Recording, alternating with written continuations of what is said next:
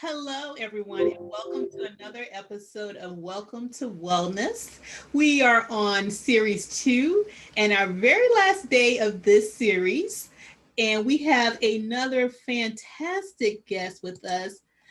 Miss Gabby Ubador is a nurse practitioner and a functional medicine health consultant. She has helped women to reclaim and optimize their health by addressing hormone imbalances, mineral imbalances, and gut health issues so they are able to achieve a better quality of life.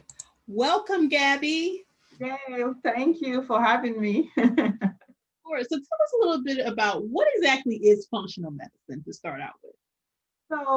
Functional medicine is a kind of alternative way of medicine. It focuses on the root cause of diseases. So you are looking at the whole person. So kind of look at it from the like the mind, body, and spirit. So kind of more like holistic, but of course, we have addition of advanced functional labs as well. So that's kind of like a quick definition of what functional medicine is. Okay, so what kind of led you, because you're also a nurse practitioner, correct? Yes. And Hmm. I assume that's in the traditional, what we would call traditional medical setting. Yes. So what kind of prompted you to make that transition from traditional medicine to alternative medicine? I been practicing. I would say I have been being a nurse for almost maybe 12 years. So I was an RN and then went ahead did my master's to get my nurse practitioner degree. Uh-huh. And so I've worked in that primary care settings, for all these years. And then I would say 2 years ago, I would say 2018, I and it's just like something that's been going on. So I would say, I've started I struggled a lot with a lot of GI issues. And so it's kind of almost a decade. I would say I was struggling with it. I've always been someone that is healthy, but it's just that my GI is always a problem. When I'll go to the doctor, my provider, and they will ask me, "Hey, how are you doing?" And I'll be like, "Yeah, I'm fine, but there's nothing wrong with my GI." And I didn't feel like they were paying attention to it. But anyway, so I found out that I have this bacterial infection, which we call H. pylori, and which can cause inflammation of the gut, gastritis, and all that, which was, of course, that's just one of the problem. Okay. So, of course, I had other things as well, or multiple GI issues, but they did that test. And so I went through getting, because one of the ways by traditional medicine or even generally is that kind of bacteria, you want to deal with it with antibiotics. And Mhm. so I went through that process of, you know, um, going through multiple antibiotics and seeing different doctors from GI to infectious disease doctor because it was just so I got frustrated and I was like, okay, I gotta look for something else because my body was worn out. Talk Mhm. about having a GI problem, it got worse. And so I was like, started looking through different things, and then I bumped into functional medicine. And so I got into finding about functional medicine. I got a practitioner to help me, and so while the very first day we started our first consultation, I was like, this is what I need to do. I Mhm. mean, I fell in love with the process. I could start seeing improvements within 6 months. This is something I felt I've been struggling for years. And within 6 months, I started seeing things. And of course, the GI problem was what led me to it. But then I found out other things Mhm. that thank God, if it's not that, I don't know what I would be talking today. But it led to see other things that was going on with me. So I decided, like, you know what? I like this kind of medicine, and I decided to go do some training with it. And I was like, this is how I want to practice. So, Wow. yeah. Hmm. And so you work with clients individually, or tell us a little Yeah. bit about your practice. So the way with my practice is mostly for individual one-on-one consultation, but I do have processes where sometimes I'll work as a group.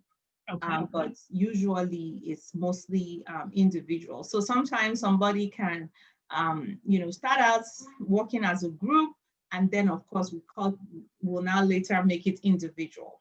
So it's usually like that, but because some people just find which way they want to start out first. So they have that opportunity if they want to do it. But of course, 90% of my practice will be one-on-one. And so how do your clients make their way to you? Are they being referred by their physician, or is it just kind of word of mouth? They're having these issues. Exactly how do they find their way to you? So they can find my way actually through any of these processes. So it can be if a provider that knows me, they can refer them to me, or they can find me through word of mouth or through social media, or find my website and all that. So that's because my practice is virtual, it's 100% online, which gives me the opportunity to be able to work with anybody, any part of the world. So not just even America. So that is the thing. And for me, I think this is the way medicine is going, because it's a good thing somehow, because I feel like I can reach more people. So not just people in my area here in Texas where I live, but I can reach out to more people. So yeah, so that's the way they can reach to me. And kind of what is your role for people who are actually actively seeing a traditional physician as well? How do you kind of fill that gap? Do you work with their physician? Exactly, how does that work? Okay, so even though I'm trained in the traditional practice, I'm a nurse practitioner. But that's one thing I would say. I am a nurse practitioner, but I am not your nurse practitioner. So I don't know if that makes any sense, but so that means that if somebody wants to work with me, they have to have a primary care physician already, Okay. or a primary care nurse practitioner. So just looking at me like I am a specialist. So there are many things when I'm working with the clients that I will be recommending, and this is kind of empowering the client too of what they need to do. So it's a different kind of model that you don't feel like, oh, my practitioner is just telling me what to do. I don't have a say and all, because so we have that bond, like we are going to be like a partner. Okay. So I am going to be empowering the clients, like this is what we're going to do. We're going to work with this, and let your physician or your practitioner you're working with, let them know this is what you're doing. And so if they start getting some changes, good developments, some of the medication or what they're taking, I'll say, look, this is what's going on with you. This is the medicine you are taking now. I do not think you need this medication. So talk to your practitioner. If it requires, I will write a letter to explain why I feel, you need to do this. And for me, being that I've worked in the traditional field, I have a taste of both worlds, Right, right. I've been the practitioner, I've been a patient. So, and now working with the alternative way of medicine, so I know how to, let them know to talk to their physician, because there are some things that I probably will be telling them, which of course their physician or their practitioner they are working with might not agree with, because of course I don't blame them, because they didn't teach them in school. And I found out some of the things they didn't teach me when I was in my traditional, and I would say this is what I will already give the clients a heads up, like, look, your physician or your doctor or whoever is going to be challenging you, like, oh, you don't need this, and I'll teach them, give them the empowerment, like this is what you should know, this is why you are doing this, So which I think is very important, because one thing I noticed with traditional medicine, being for me, I will speak for myself. As a nurse practitioner working in the primary care practice, I always try to educate my clients, like this is what they are doing, this is why this medicine. I give them a lot of info, and I know a lot of practitioners do that, but some they don't, because some of my patients, when they come and they are showing, maybe they're coming from another practitioner, and I ask them, I say, why are you taking this medicine? What did the doctor? And they don't know. It's like, well, he didn't tell me, he just told me to take this, or she told me to take this. It's like, ask questions, and this is what I always tell people. Ask questions. Why am I doing this? What, don't just accept and just like, So I've always been the one that's, which of course has made me to spend, they felt I spent too much time with my patients. So it was very challenging for me. So me doing this kind of practice, it gives me more time for the patient, like, or for the clients. Like, I have the time to really understand what is going on, and not just like 15 minutes and like, okay, next one, next. So Right. yeah. So a lot of what you do is educating and empowering your client, Mm-hmm. not just dealing with the medical issues.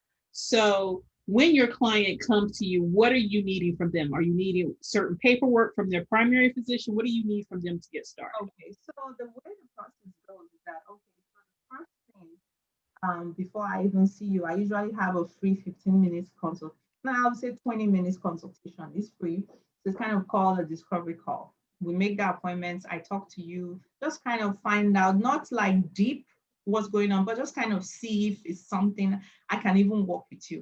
Because it's a very much different when, with traditional practice, you can be with the doctor, which maybe you don't really like. I know you probably have a choice to choose, but because of course maybe you just work with that doctor because your insurance. Mhm.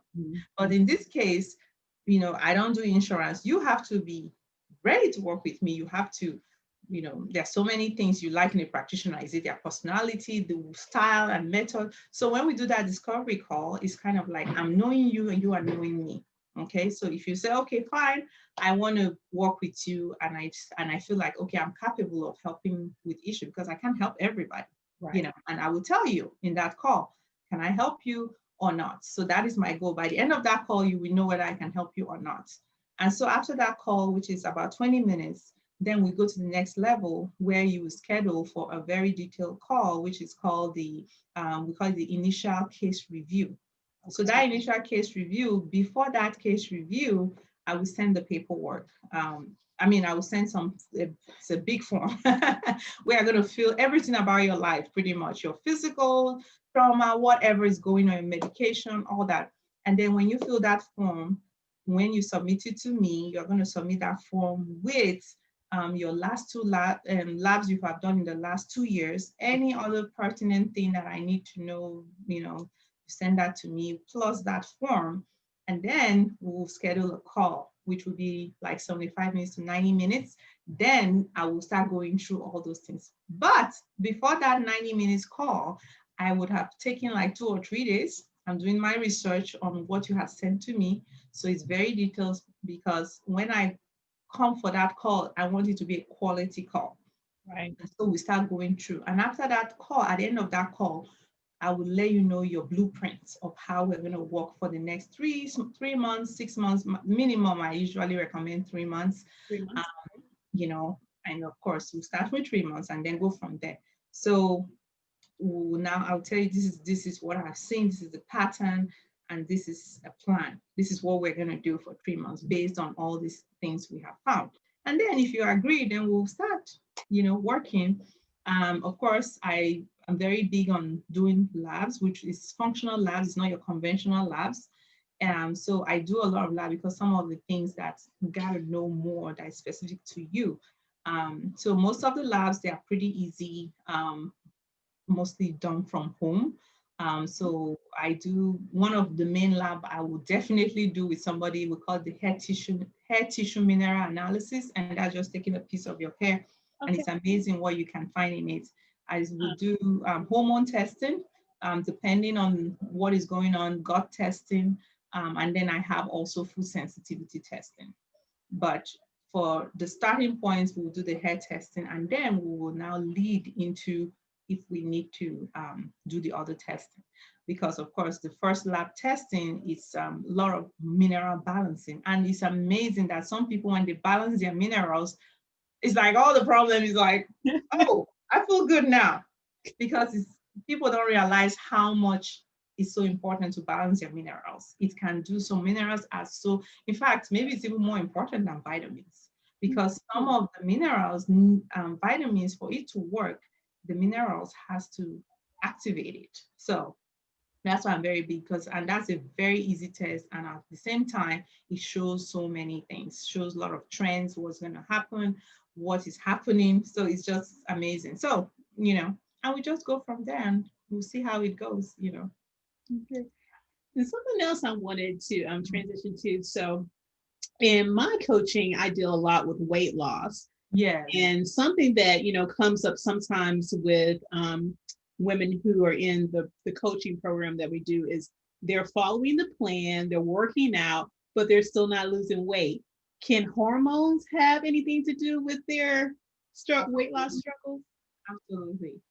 So that kind of person, and that is one thing for me. I personally, I think I've gone through that. I had some hormone imbalances too. Why my my main thing was my GI, which led me to the functional medicine.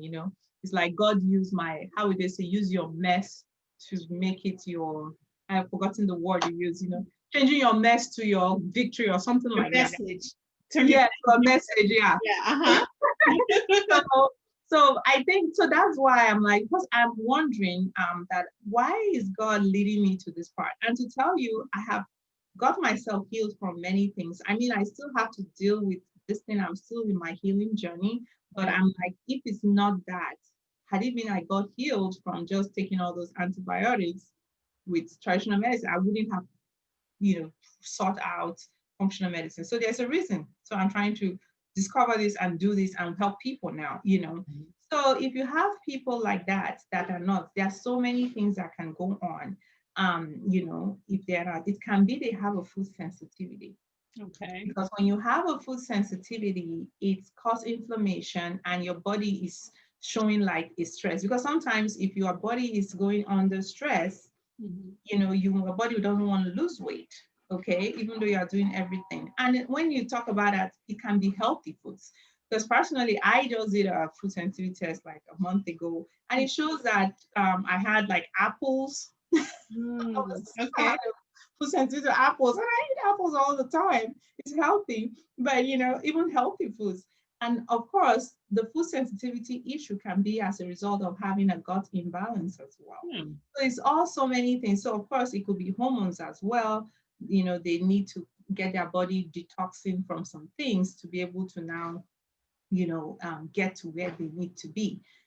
So because so it can be, when I say gut problem, it can be they have a kind of gut imbalance, like maybe a bacteria or something that is just keeping the body feeling like, stress. Because one thing about stress is not only physical stress. We can have stress from infections, from food allergies, food sensitivities. Your body takes that as stress. It doesn't know. It's just like, okay, she's stressed. Because it used to be that, oh, if a lion is chasing me, oh, I'm stressed. But now your body, all it knows is that it feels like it's a lion chasing you. Same thing. So whether I'm stressed at work or I have a food sensitivity, my body's going to react the same way. It's same. If you stress about your phone get lost, it feels like, okay. So those kind of people, they will need to evaluate more on that. And there might be something they are not really getting balanced, because I have a story on that. And this one was, it was very interesting. Many years ago, when I used to work in a weight loss company, it was a good weight loss program, somehow. Although they gave some phentermine and all that, but we had this lady. She was doing everything you could think of, everything, following everything by the book, but she wasn't losing the weight like she needs to. Right. And then we told her, okay, let's do all this stuff. We asked her about some things, which she didn't tell us much. But then a few weeks later, or maybe a month, she came back and she lost so much weight. And we're like, what happened? And she's like, I found a new job. Okay. So her job was a stressor. Wow. Okay? And so that's just an example that there is some stressor there. And of course, it can be, from hormones or a mineral imbalance or a gut problem. And so based on the person's history, I'll be able to tell like, okay, this is what, is going on. We can see a pattern and, can pinpoint like, okay, this is exactly what we would do. Let's do this and then go from there. So yeah, those are things they would need to evaluate on and see. Mm-hmm. And something that you've kind of been hitting on several times is gut health. Can we talk a little bit about that for a moment? Oh yes, gut health is everything. Gut health is everything, because if you can heal your guts, actually, a lot of things can happen to you. Because the gut actually houses almost, I would say, 80% of your immune system is in the gut. Really? Okay. Talk about serotonin, which helps with mood, depression. Uh-huh. It's from the gut. That's why it's important what you eat. People will be like, oh, I think something else is good. I don't think it's the food that is causing the problem. Why do you think so? So there is one of the things when we're, working with somebody, specifically like making sure you're hitting everything for gut health. We call it the 5 R's. So it's a kind of a healing order of operations. Okay. So Okay. the 5 R's, I'm going to talk about them briefly. So one of the things is remove. Okay. When you say remove, that means, removing, the stress, talking about stress now, stress, crap food. Okay. Making sure the person is not constipated, Okay. making sure you are removing all the harmful microbes. So if they have infection like H. pylori or any kind of parasitic, some people can have parasites, they don't know. Hmm. If you have allergies, sensitivities, so all those things, if you remove them, that's the first one. Okay. And the second thing is replace. That's the second R. So replace is that you want to give your body what it needs. So example, some people might need digestive enzymes. Okay, they might need stomach acid support because maybe some people they have low acid level, based on many things happening to them. Some people might need some things to boost their adrenals. Now talking about hormones now. So you want to replace things with the body.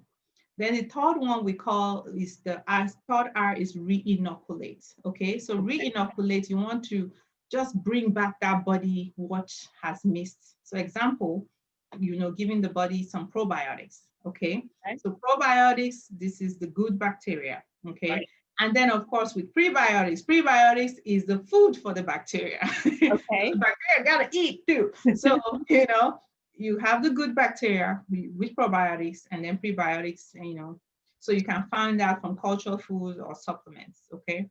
And then the fourth R is repair, okay? Because when your gut go through stuff, you gotta repair the house, okay? You're giving all this stuff, you gotta repair it.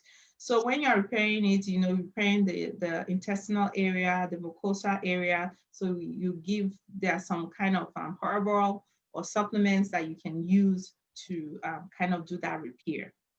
And sometimes some certain foods too would help with that. Like example, food like okra is a very good healing thing. Mhm. Licorice, those kind of things can help. And then the fifth one is rebalance. So when you say rebalance, like, okay, let's get our body back. So like, of course, stress relief, making sure you're sleeping enough, kind of more lifestyle, good mindset, Mm. emotional health. I've been talking about that this whole week because this week is mental illness awareness week. Uh, Right. mental health, relieving yourself, forgiving. Because a lot of us, we grow up being adults, we still hang on some things. And that can really affect, really something I explore too. I mean, when you answer all the questions, there are questions on that.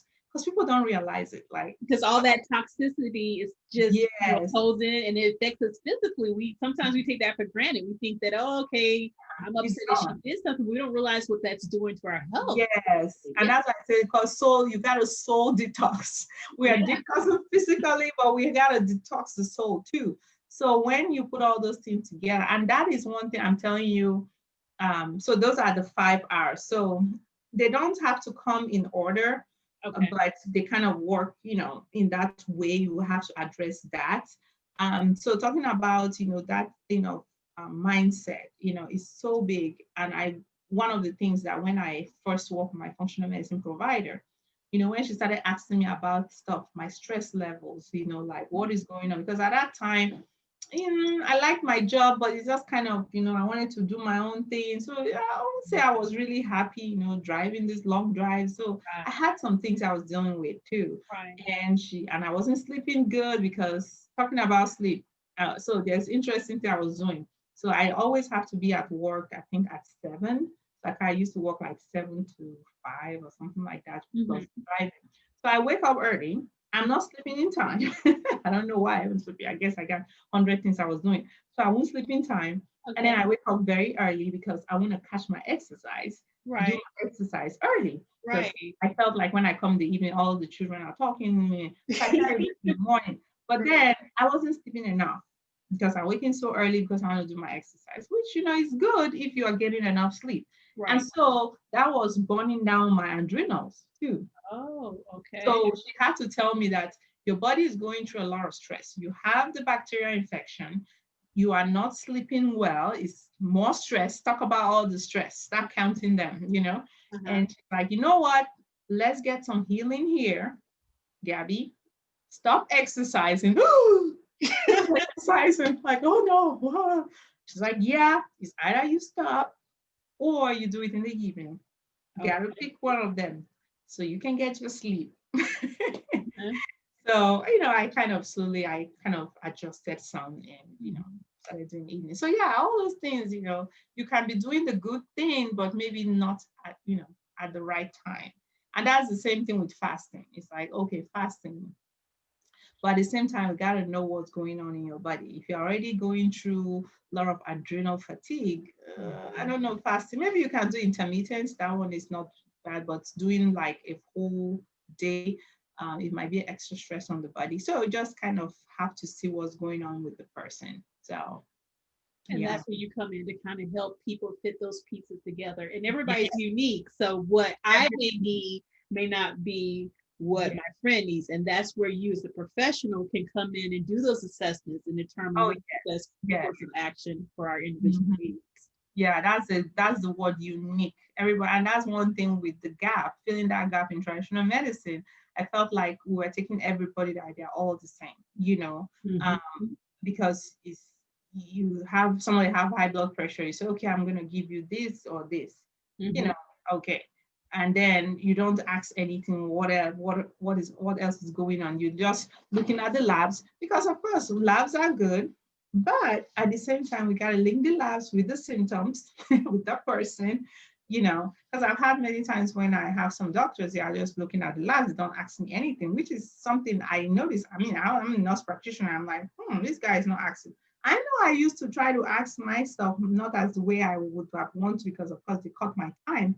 But Right. that is one thing I was disappointed when I worked with my GI doctor.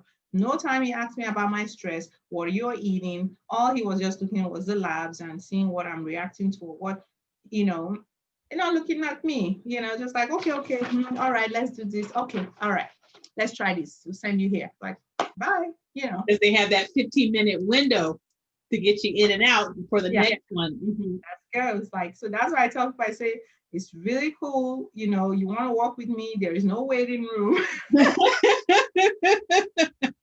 worry, no waiting room. You have access to me. You go to the store, you're like, okay, I don't know if this food is right. Take a picture of it.